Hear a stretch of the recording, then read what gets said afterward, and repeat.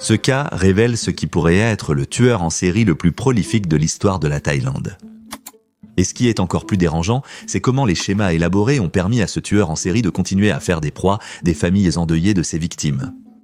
Elle a planifié et exécuté une série de meurtres pendant plus de 8 ans en empoisonnant ses victimes.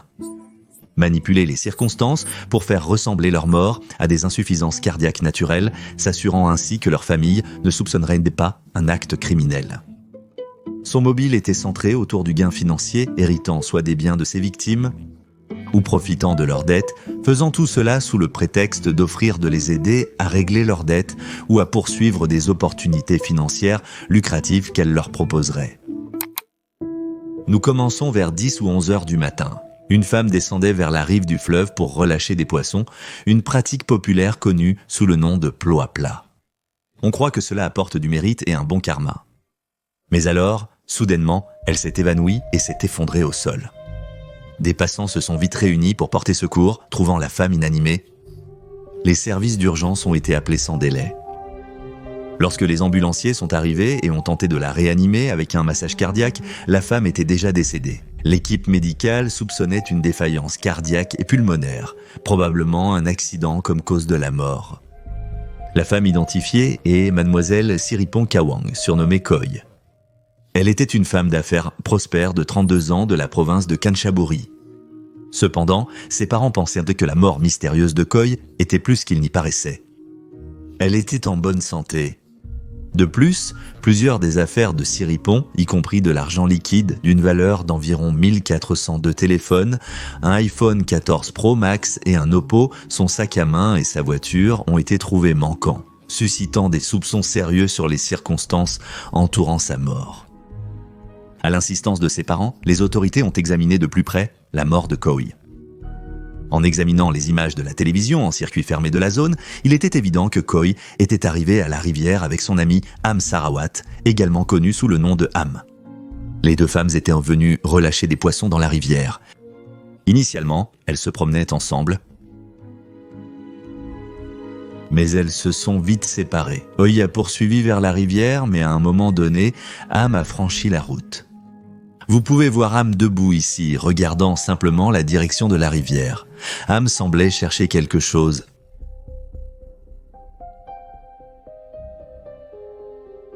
Après avoir marché nerveusement, elle semble demander quelque chose à une personne. Elle semble confuse et pointe dans la direction opposée. Puis elle se dirige vers la fin, semblant à nouveau perdue et montrant un comportement étrange, étant donné qu'elle est censée être avec une amie. Ensuite, les images montrent qu'elle court vers la voiture, récupère un objet, puis descend les escaliers en direction de la rivière où se trouve Koi. Cependant, après avoir atteint les escaliers et peu de temps après, Ham est remonté, est monté dans la voiture et a démarré comme si de rien n'était. Dire que ce comportement est étrange est un euphémisme.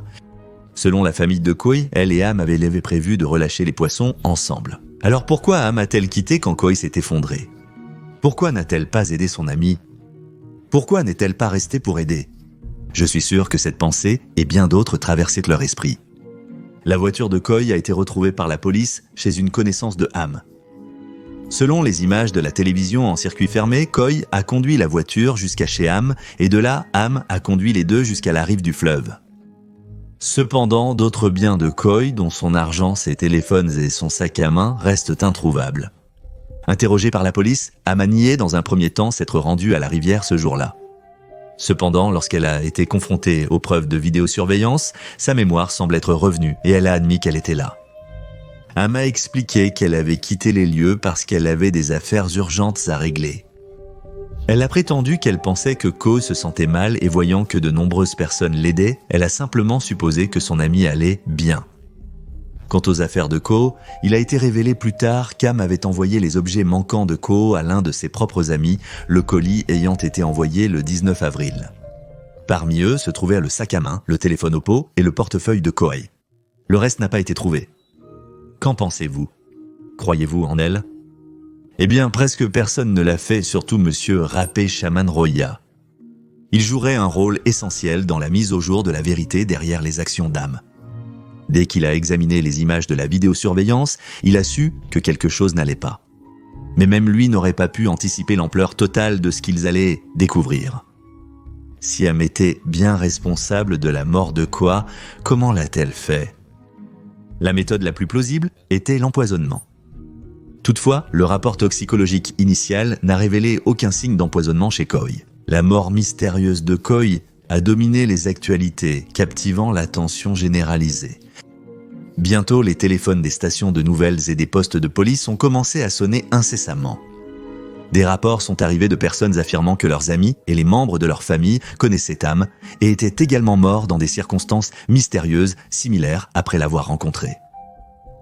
De manière alarmante, beaucoup de ces victimes ont été retrouvées avec des ongles noircis lors de leur décès.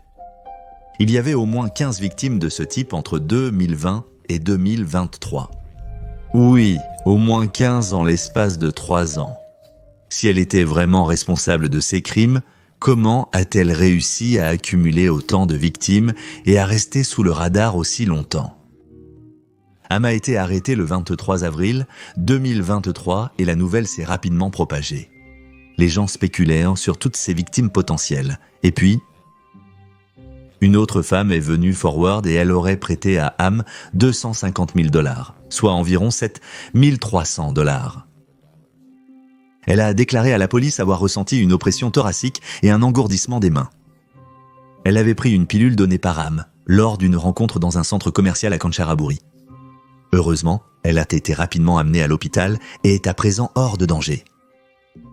Examinons de plus près qui est vraiment Am.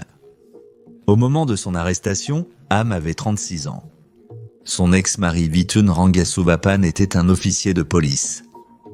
Après leur mariage, ils se sont installés dans le logement de la police et ont eu 2 enfants. Au fil du temps, Vitun a gravi les échelons, finissant par devenir un lieutenant-colonel de haut rang. Cette réussite professionnelle a permis d'améliorer le style de vie de la famille, les incitant à emménager dans une nouvelle maison. Bien qu'Am et Vitun s'aient divorcé, ils ont maintenu une relation étroite, probablement pour le bien de leurs enfants. On ne sait pas quand Am a développé un goût pour le meurtre, mais parmi les plus de 10 victimes supposées d'Am, l'une d'elles était apparemment son récent petit ami. Vous constaterez que de nombreux décès mystérieux suivent de Mademoiselle Am. Le petit ami. Juste un mois avant la mort mystérieuse de Khoa, le petit ami d'Am, Monsieur Day, est décédé le 12 mars 2023 à 1h30 de l'après-midi dans des circonstances suspectes. Le pathologiste a indiqué comme cause de décès une insuffisance cardio-pulmonaire. C'est Am qui a appelé la police, affirmant qu'elle était sa petite amie et qu'elle était enceinte de son enfant. À ce moment-là, un acte criminel était insoupçonné. Il a été découvert plus tard que le soir même de la mort de Monsieur Day, Am est allé célébrer son anniversaire avec ses amis. Quelle personne censée agirait ainsi? Am a également mis en gage les bijoux en or de Monsieur Day le 18 mars 2023. Juste quelques jours après sa mort. De plus, elle a pris le contrôle de toutes ses propriétés. À l'époque, la famille de Monsieur Day ne trouvait pas ses actions suspectes, car ils croyaient qu'Anne était enceinte de son enfant. Elle devrait hériter de tous ses biens. Un proche ami de Day, qui a demandé à rester anonyme, était très suspicieux de la cause de sa mort, et surtout après, car Anne a vidé la chambre de Day et a retiré toutes ses affaires. Les médias ont parlé avec cet homme, appelons-le Monsieur Kung. Et il connaissait Monsieur Day depuis l'enfance. Il est convaincu que l'enfant que Am porte est bien celui qu'elle a eu avec son ami. Day a rencontré Am via une application de rencontre en décembre 2022 et Am se vantait souvent de son implication dans le business du prêt d'argent, prétendant mettre en gage des voitures, bosser des terrains et s'engager dans le trading d'actions. Elle se vantait souvent que son ex-mari était directeur adjoint, suggérant que s'il y avait des problèmes, elle pourrait compter sur lui pour les résoudre. Mais l'ami de Day a raconté le jour où Day lui a présenté Am pour la première fois le 11 mars. Après le travail, elle a vu Day avec une femme sur un banc en marbre chez elle. Au début, elle s'est demandé qui était cette femme. Jusqu'à ce qu'elle se souvienne, Day avait mentionné que sa petite amie venait. Ce jour-là, May a remarqué que le comportement de Day était étrange, sérieux et pas très bavard, contrairement à son habitude joyeuse. Alors que les deux étaient assis ensemble, c'était Am qui parlait plus que Day, demandant où était Day et s'il y avait d'autres femmes qui le poursuivaient, à quoi il a répondu qu'il ne savait pas. Après la visite, ils sont partis ensemble. Le jour où il est mort, Am a appelé May pour dire que quelque chose n'allait pas avec Day, qu'il saignait abondamment. Quand May est arrivée, elle a vu d'autres personnes et Am dans la pièce avant que les officiers n'entrent. Day était allongée, portant seulement des sous-vêtements avec des taches de sang sur sa bouche. Elle a observé que les ongles de Day étaient sombres, mais que son corps était encore chaud. À ce moment-là, elle a pensé que Day pourrait avoir été sous un sort ou sous l'influence de drogue. De plus, May a noté que Day avait généralement beaucoup d'argent liquide, mais le jour de sa mort, on a trouvé moins de 10 bahts dans sa poche. Day avait mentionné plusieurs fois à des messagers à ses amis qu'il avait réellement vu Amp tuer quelqu'un auparavant, la décrivant comme une femme maléfique. Les amis de Day, suspicieux quant à sa mort, ont cherché partout et ont trouvé quelque chose qui les a stupéfaits.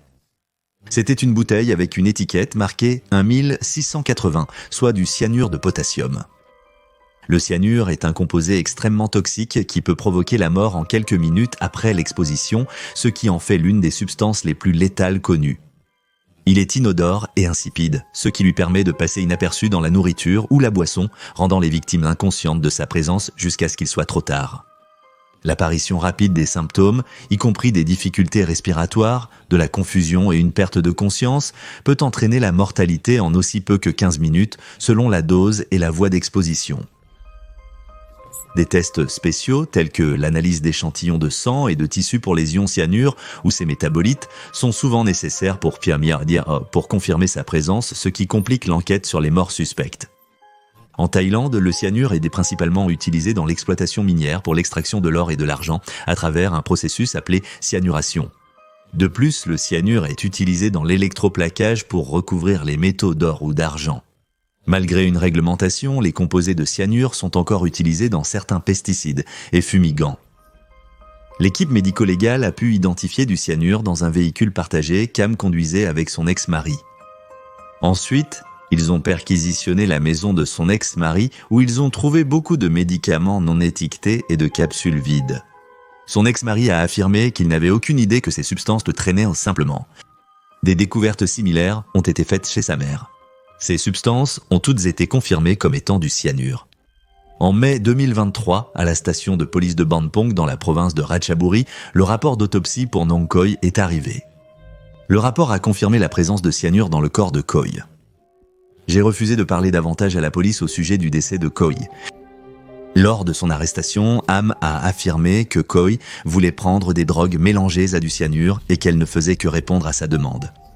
Elle a également déclaré qu'elle n'avait pu obtenir le cyanure que parce qu'elle l'avait acquis de son petit ami désormais décédé. Je vous jure, c'est impossible d'inventer ça. Les choses qui sortent de la bouche de cette femme sont tout simplement incroyables.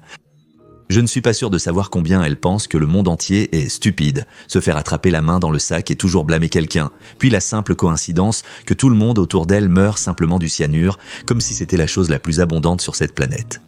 Je ne comprends tout simplement pas cette femme. Elle aurait simplement dû garder sa bouche fermée. Elle aurait peut-être vraiment une chance qu'un avocat de la défense fasse quelque chose pour l'aider, mais peut-être que ce n'est pas à propos de ça. Il s'agit peut-être d'obtenir justice pour ses nombreuses victimes. C'est innocent jusqu'à preuve de culpabilité. Je pourrais me tromper, elle est peut-être innocente. Donnez-moi votre avis, il est possible qu'elle ait été piégée. Je doute fortement de cela.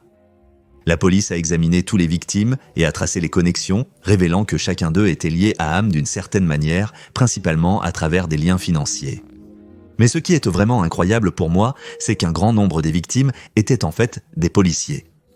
Ils ont sûrement rencontré Am grâce aux relations de son ex-mari. Et même si les policiers n'étaient pas en sécurité alors qu'il est, Am a même ciblé des amis du lycée. Je suppose que quiconque était lié à elle était une cible potentielle. L'une de ces nombreuses stratégies était l'association de crédit et d'épargne rotative, ou association de crédit et d'épargne rotative. Une association de crédit et d'épargne rotative est un système d'épargne de groupe où les membres contribuent régulièrement une somme d'argent définie à un pot collectif, qui est distribué à un membre sur une base rotative jusqu'à ce que tout le monde ait reçu sa part. Ce système repose sur la confiance entre ses membres et n'implique aucun intérêt, ce qui en fait une alternative accessible aux prêts formels. Les ROSCA sont particulièrement courantes en Asie du Sud-Est et aident les individus à épargner pour des dépenses majeures ou des urgences. C'est une forme alternative de la banque et de l'assurance où les individus forment une collectivité qui s'entraide. Alors que l'Eroska jouait un rôle central dans de nombreux plans de AM, elle a utilisé différents systèmes financiers qui font des victimes, comptant sur le fait que la victime ne verrait pas le bénéfice de l'un d'entre eux. Un exemple serait d'emprunter de l'argent à eux, mais à des taux d'intérêt exorbitants, ce qui serait lucratif pour la victime si elle survivait réellement à en bénéficier. Il y avait aussi d'autres arnaques de prêteurs sur gage liées au jeu. Lors de ces transactions, c'était vraiment Am qui empochait l'argent, les objets précieux, etc. et passait à la prochaine victime sans méfiance. On pourrait penser que Mademoiselle Am ciblerait les riches, mais ce n'est pas le cas ici. Elle ciblerait les désespérés et les nécessiteux. Elle semblait savoir quel stratagème utiliser pour quelle situation et quelle cible pour maximiser le gain financier de son côté, allant même bien au-delà de ce que la victime avait sous la main. On testerait l'utilisation de associations de crédit et d'épargne rotative sur des individus pour évaluer s'ils disposent de revenus suffisants. Une fois qu'elle avait qualifié une victime, elle l'attirait à l'aide de stratagèmes qui promettaient de lui faire gagner plus d'argent par divers moyens, comme investir dans une entreprise ou même la possibilité d'emprunter de l'argent en mettant en gage un véhicule. Collatéral qui a été perdu lorsque la victime est décédée sans méfiance. Une de ces victimes était Mademoiselle Nithya. Son cas s'est déroulé en août 2020. Vous voyez, Nithya possédait une Honda Civic et elle l'a mise en gage sur les conseils d'âme pour 150 000 bahts thaïlandais. Ils sont allés boire un verre ensemble le soir même. Nithya a été retrouvée face contre terre dans la salle de bain et son visage semblait assombri. La famille à l'époque ne soupçonnait pas un acte répréhensible car le médecin a attribué sa mort à une insuffisance circulatoire et respiratoire. Nithya le connaissait depuis environ 3 à 4 mois à ce moment-là et avait initialement pris contact grâce à Roska. Mais le vrai coup dur ici, chers amis, c'est que lorsqu'elle est décédée, une entreprise a contacté sa famille et leur a notifié que Natalia avait réellement mis en gage la voiture. De nombreux membres de la famille ciblée ainsi étaient bouleversés et ont simplement payé plus pour récupérer quelque chose de leurs proches disparus. Les membres de la famille victimisée avaient non seulement perdu un être cher, mais devaient en plus payer davantage pour récupérer un véhicule. Ils n'avaient aucune idée de l'endroit où se trouvait cet argent, mais cet argent était en réalité avec Am qui avait trompé la victime au préalable pour la laisser le garder et elle a agi si rapidement pour éliminer sa cible que leur famille n'a jamais découvert. Et bien sûr, Mademoiselle Am a disparu avec tout cela après, et c'est à peu près ainsi que beaucoup de ces plans se sont déroulés. Cela s'est répété encore et encore, mais ce qui m'a vraiment choqué dans le plan impliquant des voitures, c'est que l'enquête a révélé que certaines familles des victimes de Mademoiselle Am ne pouvaient se permettre de payer le prix pour récupérer les véhicules de leurs proches, ce qui a alors permis à Mademoiselle M de garder leur véhicule, ajoutant ainsi une insulte supplémentaire à la souffrance de leur famille. Mais le plus révoltant dans toute cette affaire, c'est que Mademoiselle M s'est même allée jusqu'à embaucher un avocat pour exiger des paiements supplémentaires des familles ou des victimes, exploitant encore plus leur détresse financière. Je me demande aussi, son avocat était-il volontairement impliqué dans ces plans ou a-t-il simplement fermé les yeux pour gagner un petit extra? Qu'en pensez-vous? Partagez votre avis dans les commentaires. La méthode d'Am pour commettre ces meurtres est qu'elle les inviterait dans des temples, des cérémonies religieuses, des séances de voyance ou des repas. Lors de leur rencontre, Mademoiselle Am leur servait de la nourriture ou des boissons contenant du cyanure. On dit que pendant la pandémie du coronavirus disease 19, elle fournissait même à ses victimes des capsules de médicaments ou des pilules amaigrissantes. Beaucoup de ces derniers contenaient du cyanure. C'est en fait très effrayant. Vous devez réfléchir à 2 fois avant même de boire du café qu'un ami a préparé pour vous. La police continue de trouver des victimes d'elle qui sont décédées du cyanure. Par exemple, l'un d'eux est décédé aussi récemment que le 1er avril 2023. Les images de surveillance montrent Tam assis à côté d'un officier de police, Nipa dans un temple à ce moment-là. Nipa avait prêté une somme d'argent à Am et Am l'avait emmené pour faire la voyance dans un temple. Et c'est ce qui s'est passé ensuite. Les enquêteurs étaient déterminés à découvrir comment Am avait pu obtenir le cyanure. Étonnamment, ils ont pu retracer le cyanure jusqu'à un magasin qui le vendait juste au milieu de Bangkok. En fait, la boutique avait vendu plus de 1500 bouteilles et il est devenu évident qu'il n'était même pas difficile de se procurer cela en ligne. Bon sang, ça me fait vraiment me demander combien d'autres empoisonneurs fous il y a en Thaïlande. Il y a certainement d'autres cas d'empoisonnement au cyanure dans le pays. Am utilisait aussi l'assurance vie pour profiter de ses victimes. Typiquement, la victime souscrivait une assurance vie comme garantie si elle ne pouvait rembourser Am. Maintenant, elle aurait droit au versement de l'assurance vie si la victime décédait, et bien sûr, la victime devrait mourir de cause naturelle, ce qui, grâce à l'utilisation de cyanure, semblait être le cas. À moins que les victimes ne soient spécifiquement testées pour le cyanure, elles semblaient toutes mourir naturellement et Am encaissait les indemnités à gauche et à droite. Avec tous ces stratagèmes, Am est soupçonné d'avoir escroqué des centaines de milliers de dollars à ses victimes. La police a découvert 180 comptes bancaires avec 78 millions de bahts ou 2 300 000 dollars américains selon les nouvelles de Nation Thaïlande. Elle aurait pu être encore plus riche, mais elle aurait perdu beaucoup d'argent à cause de son addiction au jeu. Bien sûr, je ne la qualifierai pas de victime car tout son argent est de l'argent sale au sens le plus précis du terme. Le général Surachat a déclaré « Nous avons trouvé que les actifs de Khoi étaient dans un prêteur sur gage au nom d'Am, ce qui a servi de preuve contre elle. » Lors de son arrestation, elle n'a reconnu aucune faute. La police a même arrêté l'ex-mari d'Am et son avocat. Mais plus tard, le tribunal a rejeté leurs affaires car ils n'ont trouvé aucun lien direct entre eux et Am. Maintenant, Am pourrait-elle recevoir la peine de mort ? C'est possible. Le général Sirchadeh la caractérise comme une psychopathe qui n'a ni conscience ni culpabilité. S'il est prouvé qu'elle est coupable, il a déclaré qu'elle pourrait devenir la pire tueuse en série de l'histoire de la Thaïlande. La peine capitale est rarement prononcée, mais le cas de Am est exceptionnel. La plus récente exécution a eu lieu en 2018, marquant la première fois depuis 2009 qu'une exécution a eu lieu dans le pays. Cependant, si Am plaide non coupable, elle pourrait éviter la peine de mort en échange d'une peine de prison à perpétuité. Le général Surachat a souligné que les tueurs en série doivent rester en prison jusqu'à leur mort, car ce type de personne ne peut coexister avec la société. Au moment de son arrestation, Am était enceinte de 4 mois, mais elle a fait une fausse couche des mois plus tard alors qu'elle était en prison. Les réseaux sociaux n'ont pas été tendres avec les commentaires, certains allant même jusqu'à dire que c'est bien qu'elle ait perdu le bébé, mais ils détestaient tellement cette femme, et ce n'est pas surprenant car certaines de ses victimes étaient les soutiens de famille, et l'une d'elles avait même récemment accueilli un bébé. Am arnaque et assassine des gens depuis 2015, parvenant à le faire sans détection pendant des années. Les enquêteurs pensent qu'Am a pris goût au meurtre et à ses avantages financiers grâce à l'une de ses premières victimes, une femme nommée Sai. Am a proposé d'aider Sai en s'occupant de ses propriétés pendant qu'elle vivait à l'extérieur de la Thaïlande. Un jour, Sam était revenu en Thaïlande et Am était plus qu'enthousiaste à l'idée de la récupérer à l'aéroport. Elle l'a emmenée à son condo.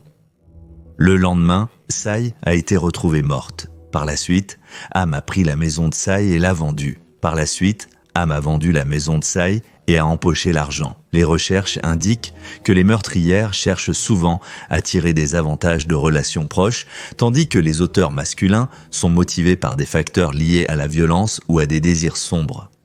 Mais indépendamment des motifs, son nombre de victimes la place seule dans la même catégorie que de nombreux autres tueurs en série.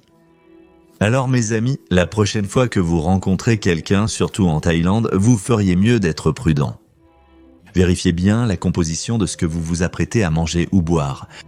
Le cyanure est bien trop facile à acquérir pour que ce ne soit pas un problème. Alors, restez vigilants les gens, restez en sécurité et regardez à l'écran pour d'autres vidéos qui pourraient vous intéresser. Et comme toujours, n'oubliez pas de donner un pouce en l'air à cette vidéo et si vous n'êtes pas abonné, pourquoi ne pas... C'est Victor, à la prochaine, merci d'avoir regardé.